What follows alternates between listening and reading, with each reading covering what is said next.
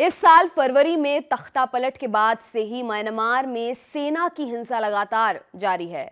अब खबर ये आ रही है कि म्यांमार की सेना ने काया प्रांत में 30 लोगों की पहले गोली मारकर हत्या कर दी, फिर उनके शवों को जला दिया गया। मृतकों में बच्चे, महिलाएं और बुजुर्ग भी शामिल हैं। यह जानकारी स्थानीय निवासियों, कैरन मानवाधिकार समूह और मीडिया रिपोर्ट्स के जरिए बाहर आई है।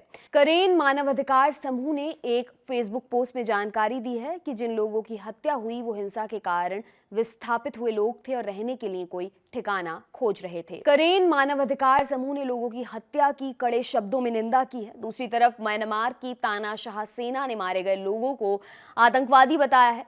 सेना के मुताबिक ये लोग हथियार लिए हुए थे और इनका वास्ता सशस्त्र विद्रोही समूहों से था। म्यांमार की सेना के मुताबिक ये सभी लोग 7 गाड़ियों में सवार थे। उन्हें रोकने की कोशिश पर भी वो नहीं रुके, जिसके बाद सेना ने उनके ऊपर गोलीबारी शुरू कर दी।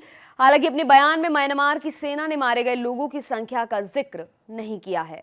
अंतर्राष्ट्रीय न्यूज एजेंसी रॉयटर्स की रिपोर्ट के मुताबिक स्थानीय मीडिया और मानवाधिकार समूहों ने मारे गए लोगों की फोटो जारी की है। इन फोटो में ये साफ तौर पर देखा जा सकता है कि उनके जले हुए शव गाड़ियों में रखे हुए हैं। इस बीच सेना की तानाशाही का सशस्त्र विरोध कर रहे देश के सबसे बड़े करेनी नेशनल डिफेंस फोर्स समूह ने भी कहा कि मृतक उनके समूह के नहीं थे। समूह ने कहा कि जिन लोगों की हत्या हुई वो स्थापित ही थे। समूह के एक कमांडर ने इस पूरे घटनाक्रम पर दुख जताते हुए कहा, हम ये देखकर स्तब्ध थे कि मारे गए लोग अलग अलग उम्र के थे। इनमें बच्चे, महिलाएं और बुजुर्ग भी शामिल थे। इसी तरह एक गांव वाले ने रॉयटर्स को बताया, रात को मैंने गोलियों की आवाज़ सुनी, लेकिन गोलीबारी के डर से घटनास्थल पर नहीं गया। मैं उस जगह पर सुबह गया, मैंने जले हुए शव देखे। वहाँ बच्चों और महिलाओं के कपड़े बिखरे हुए थे। इस साल फरवरी में आंग सान सू की सरकार का म्यांमार की सेना ने तख्ता पलट कर दिया था। सू की पार्टी ने तख्ता पलट के ठीक पहले चुनावों में जीत हासिल की थी। सेना ने इन चुनावों में धोखाधड़ी का आरोप लगाया था। हालांकि स्वतंत्र अंतर्राष्ट्रीय एजेंसी और संस्थाओं ने ऐसी कोई गड़बड़ी न होने की बात कही थी। म्यांमार के तख्ता पलट के तुरंत बाद ही लोग सड़कों पर आकर सैन्य तानाशाही का विरोध करने लगे। इस बीच सेना ने अलग अलग जगहों पर शांतिपूर्ण तरीकों से विरोध प्रदर्शन कर रहे लोगों पर अंधाधुंध गोलीबारी की। इस गोलीबारी में सैकड़ों निर्दोष नागरिकों की जान चली गई, जिसके बाद लोगों ने सेना के खिलाफ संघर्ष करने के लिए हथियार उठा लिए।